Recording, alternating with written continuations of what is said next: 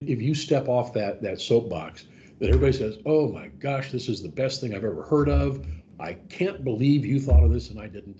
That doesn't mean you have something successful. Right. It just means that you have more assurance that you're maybe on the right path. Did I say that out loud?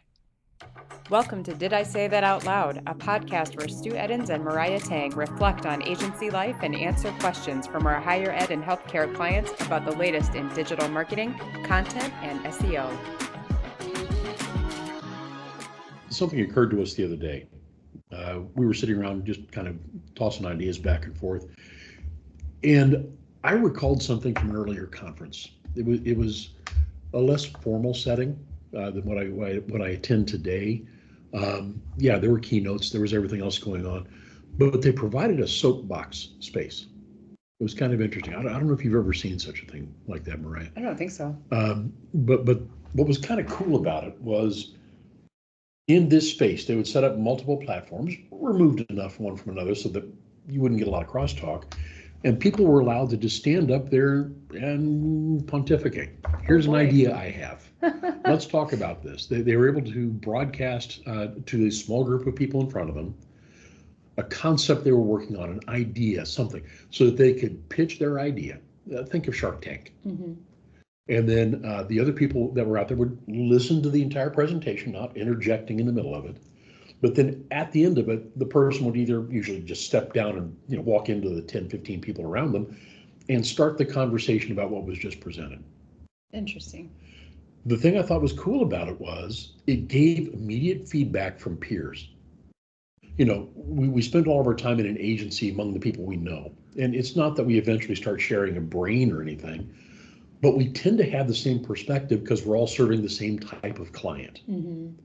We have the same experiences with expectations that we're currently working under. And the thing that kind of resonated with me was this type of a process allowed me to connect, or whoever was giving the presentation, with like-minded people who did not share the same background of experiences. Mm-hmm. That sounds like something you'd want to do. 100%. Really? I love that. Okay. It either takes a very brave heart or a large degree of hubris to decide to do it because you're putting yourself out there. Well, it's like being on social media, especially not to get political, but in an election year, if you're only listening to the opinions of people who sound like you, if you're only getting information from sources that sound like you, then you're in an echo chamber. Like, what are you learning? Yeah, I could see that. The other part about this is it was the people who presented may have had some tentative feedback on their process or their idea. They may have tested it once or twice. Mm-hmm. One objection I've heard in the past is, I've got these great ideas. I don't know that I want to release them to everybody in the world. Yeah, secret sauce. Yeah, that could be my competitive advantage or something. Yeah. I can see that reservation. But I think you have to balance that against the potential of what you can learn from the feedback.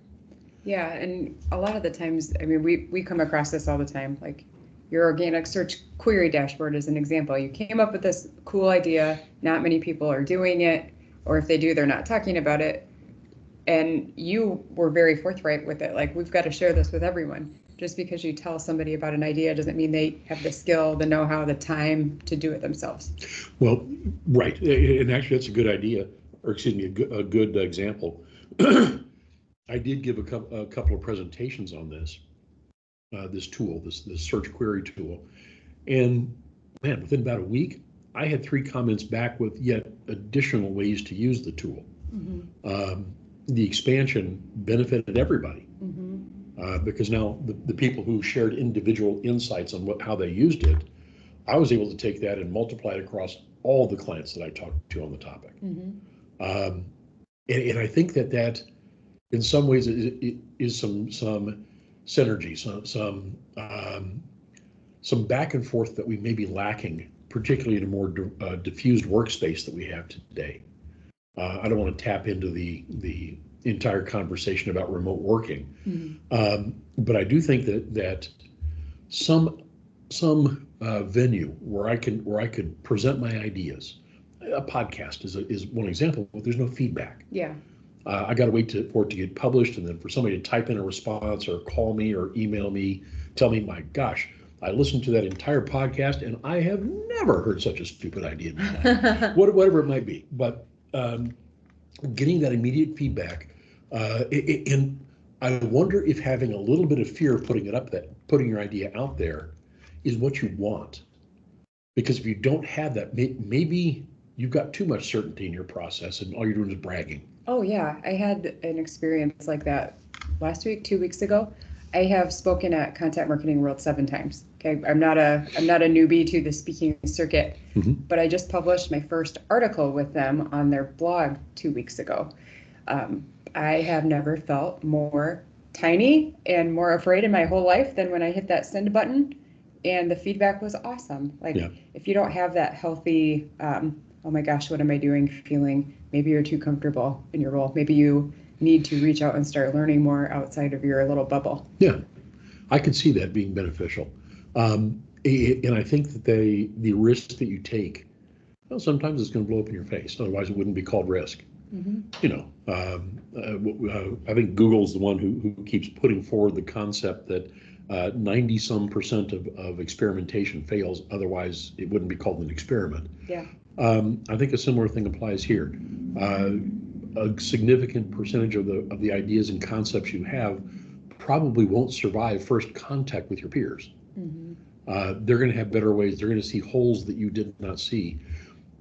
And honestly, I think that may be a better outcome than using our clients as guinea pigs. Yeah, and I think it is, I'm glad you said clients too. It's one thing to present to your peer group, I'm going to bring this idea to Stu. What does Stu think? Okay, Stu validated this. I'm going to take it to Sandra. Okay, Sandra had this idea. We're going to take it to somebody else and, walk through that process. When you bring it to a client, you're talking about their experience, their goals, everything, and they bring you like, well, what about this? Did you think about this? How does this work here? Love that. I mean, when you get that challenge, that question, that how are you really going to use this with my work, it makes you stop and think, either my idea has been validated or there is room to grow here. Yeah. The other thing I think about presenting it at a setting like a conference from a soapbox instead of from the main stage and podium. I have had that feedback at roundtable discussions, and we can have that there. In this case, the roundtable was not set up to be something about concepting and talking about the direction we want to go. We had a completely different purpose, and like humans of our type did, we completely strayed from that topic and started talking about things we wanted to try. Right. But my goodness, we were so energized afterward. I frankly forgot what the purpose of the roundtable was. I had to look at my agenda to remember why I was sitting there, because what I took away was much more valuable in the moment than what I sat down to take away in the first place. I'm sure that the roundtable sponsor was completely beside themselves, mad as hell at us all. But we weren't having a roundtable that others were observing. It was everybody had their own table that they were discussing things on. But I guess my point is, I think maybe conferences, we tend to go to them looking for, I want to gain ideas from the people who I sign up for to go to their presentations. I want to see people at different booths or different installations and see what they want me to learn and understand from their offerings. We have hallway conversations with, that person we met 3 conferences ago. Hey, how you doing? What's going on in your life? We eventually get down to that. But I think that another facet of that could be putting your idea out there, offering it up and saying, I have an idea. I'd like to present it to everybody, or not everybody, but to a select group that wants to hear it. And then I'm asking for your feedback. This is not to be a passive exercise. It's something where I'm expecting you to come back and challenge me on it. Constructive criticism is often how things go from idea to actuality. Oh, yeah. It's the step in the middle. Yeah. And then you have that built-in accountability of those 10 people who were sitting there, who are going to pester you later. How'd that thing turn out? Did you use my idea? I want to, Yeah. There's an entire avenue of after the fact, hey, folks, thank you so much for your feedback. Give me your names and email addresses, and I'll let you know where this goes. You may go that far, you may not. But if you're not furiously taking notes during the feedback session, perhaps you haven't given it your all here. Yeah.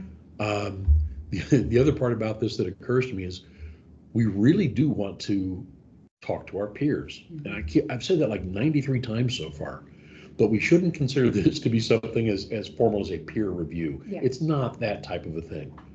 If you step off that soapbox, then everybody says, oh my gosh, this is the best thing I've ever heard of.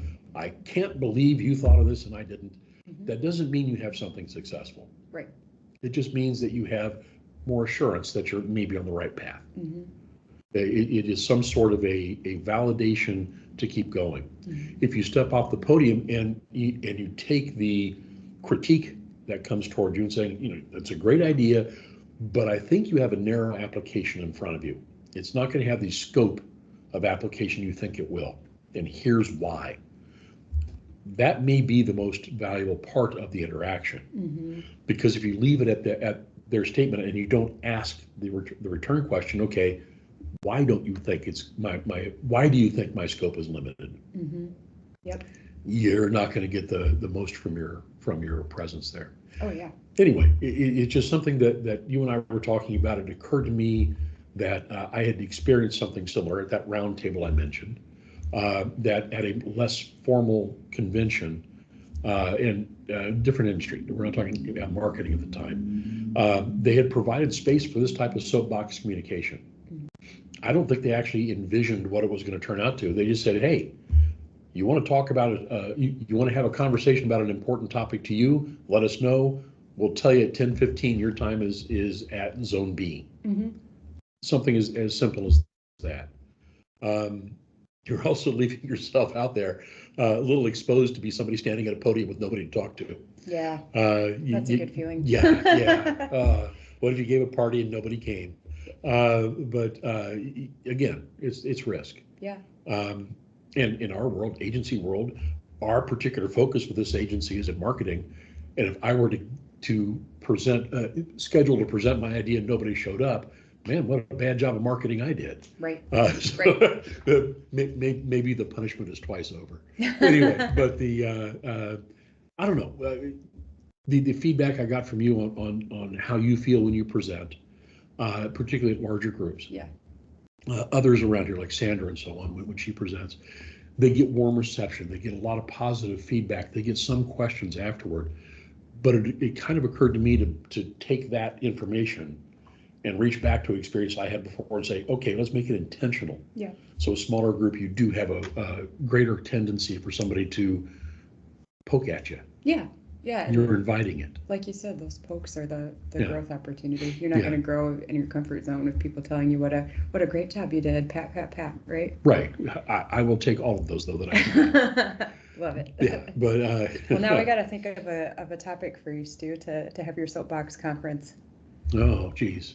Anybody has ideas, send them our way. I have so many.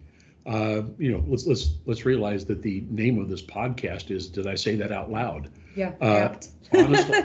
Honestly, that may be my test for whether I have such a topic. I love this idea, and I think people in an agency setting or people that are really hungry to make change in their organization would be interested in this. The small group idea is less intimidating in a lot of ways than being past the mic in a great big auditorium full of people. Yeah. And it gives the people that are quiet with good ideas an opportunity to raise their hand and be heard. Yeah. But I've been living with this idea for a couple of weeks, and in my mind, inventing the worst case scenario, I envision myself standing on the soapbox and issuing my ideas and my concepts on the best way to handle something for search marketing. And Frederick Valais is standing right in front of me in the group, kind of like the person who was the original evangelist for Google search. And he's going to point out virtually every hole in my idea. But I tell you what, I'd almost pay for that to happen. This is like the modern day equivalent of showing up at school without your clothes on. I think I would prefer to remain dressed at that podium, but yes, you're right. Thanks for listening to Did I Say That Out Loud with Stu and Mariah Tang. Check out the show notes for more information about today's episode. And if you have any questions, concerns, or comments, hit us up anytime at staymates.com.